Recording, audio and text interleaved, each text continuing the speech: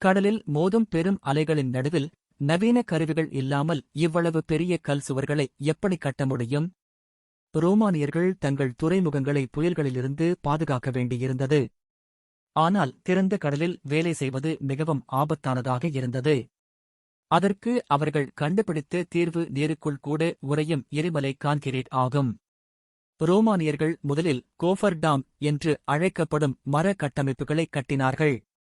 பின்னர் அதற்குள் எரிமலை சாம்பல் மற்றும் சுண்ணாம்பு கலந்து தயாரிக்கப்பட்ட கான்கிரீட்டை நிரப்பினார்கள்.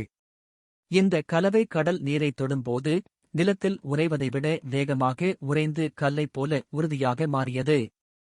அவர்கள் இப்படியே ஒவ்வொரு பகுதியாக பிரேக் வாட்டரை கடலுக்குள் நீட்டித்துக் கட்டினார்கள். சில சுவர்கள் மைல்களுக்கு நீளமாக இருந்தன.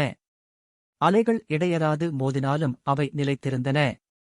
ஆச்சரியமாக, இன்றைய நவீன கான்கிரீட் சுமார் 50 ஆண்டுகளில் சேதமடைகிறது.